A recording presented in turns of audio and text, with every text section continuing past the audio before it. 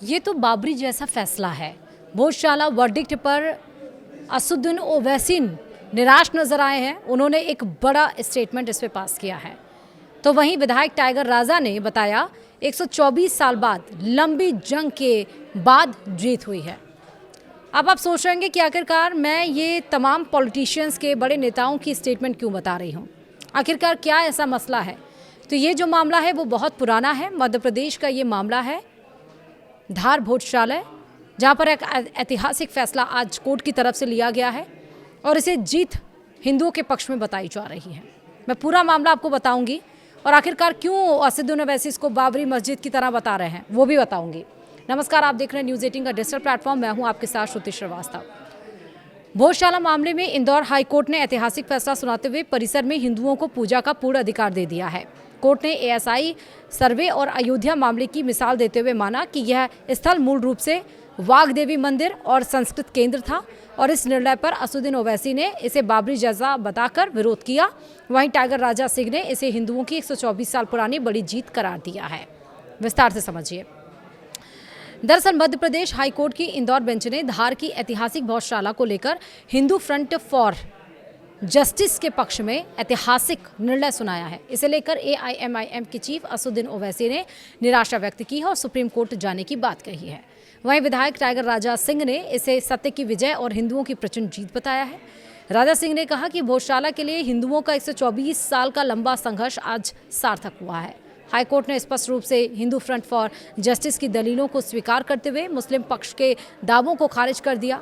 High court ने अपने निष्कर्ष में ऐतिहासिक साक्ष्यों 1904 के गेजिटेरियर और एएसआई सर्वेक्षण रिपोर्ट पर भरोसा जताते हुए कहा कि यह परिसर मूल रूप से राजा भोज द्वारा स्थापित वाग्देवी सरस्वती मंदिर और संस्कृत शिक्षा का केंद्र रहा है। अदालत ने अयोध्या मामले की कानूनी मिसालों का उल्लेख करते हुए हिंदुओं को यहां पूजा अर्चना का पूर्ण अधिकार प्रदान कर दिया है।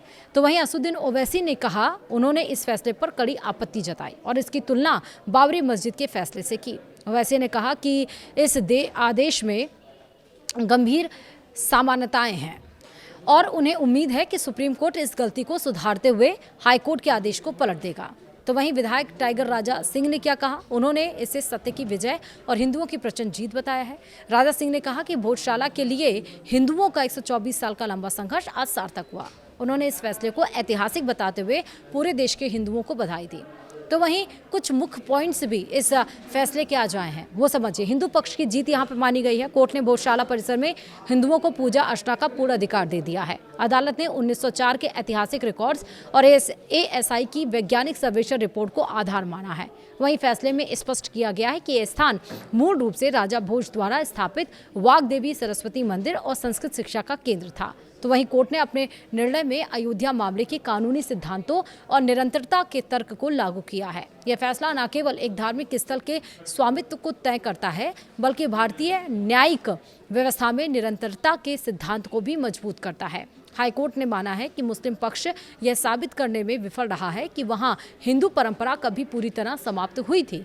तो वहीं एएसआई की रिपोर्ट ने इस दावे को वैज्ञानिक आधार दिया कि संरचना के नीचे एक प्राचीन मंदिर के अवशेष मौजूद हैं। राजनीतिक रूप से इस फैसले ने बाबरी और ज्ञानव्यापी जैसे विवादों की बहस को फिर से जिंदा कर दिया। भोजशाला विवाद क्या है वो समझिए। सवाल जवाब इसमें किए गए वो भी है। जैसे सवाल जब असदुद्दीन ओवैसी ने इस फैसले की तुलना किससे की है। असदुद्दीन ओवैसी ने इस फैसले की तुलना बाबरी मस्जिद के फैसले से की। उन्होंने ट्वीट किया, इसमें चौंकाने वाली समानताएं हैं और उम्मीद जताई है कि सुप्रीम कोर्ट इसे पलटकर न्याय बहाल करेगा। वहीं टाइगर राजा सिंह ने इस निर्णय को किस रूप में देखा है। फायर ब्रांड नेता राजा सिंह ने इसे हिंदुओं की प्रचंड विजय बताया है। उन्होंने कहा कि यह 124 साल के लंबे संघर्ष का परिणाम है और इससे करोड़ों हिंदुओं की आस्था को सम्मान मिला है। तो वहीं सवाल ये भी कि हाई कोर्ट ने मुस्लिम पक्ष की दलीलों को क्यों खारिज किया। कोर्ट ने माना कि ऐतिहासिक साहित्य, एएसआई की अधिसूचनाएं और पुरातात्विक साक्ष्य यह प्रमाणित करते हैं कि यह स्थान मूल रूप से भोजशाला की ही थी। कोर्ट के अनुसार हिंदू पूजा की परंपरा यहाँ कभी खत्म नहीं हुई थी। तो वहीं आपको हम कुछ अहम फैक्ट्स भी बताते हैं। धार भोजशाला पर आज का फैसला आया और मंदिर घोषित की गई। हाई कोर्ट ने पूरे परिसर को देवी सरस्वती का मंदिर माना है। पूजा का अधिकार दिया गया है। हिंदू पक्ष को भोजशाला में पूजा अर्चना करने का निर्बाध अधिकार दिया गया है। अदालत ने पूर्व में मुस्लिमों को नमाज पढ़ने की जो अनुमति देने वाले 2003 के आदेश थे उसको खारिज कर दिया है। 1958 के अधिनियम के तहत परिसर का प्रबंधन एएसआई के हाथों में ही रहेगा। कोर्ट ने कहा कि एएसआई की जो वैज्ञानिक रिपोर्ट थी, जिसमें 2000 से ज़्यादा पन्ने इस रिपोर्ट में थे, वो स्पष्ट करती है कि वह एक मंदिर ही है। अब पूरा विवाद क्या है? दरअसल दावा किया जा रहा था कि हिंदू पक्ष भोजशाला को मां सरस्वती का मंदिर यानी कि वाग्देवी का मंदिर मानता है, जो परमार वंश के राजा भोज द्वारा निर्मित है। वहां पर वाग्देवी की प्रतिमा स्थापित की गई, लेकिन 1305 ईस्वी में अलाउद्दीन खिलजी के सेनापति एन उल मुल्क ने धार पर आक्रमण कर भोजशाला के एक हिस्से को नष्ट कर दिया था। फिर 1401 ईस्वी में दिलावर खान गौरी ने परिसर के भीतर एक मस्जिद यानी कि लाट मस्जिद का निर्माण शुरू करवाया।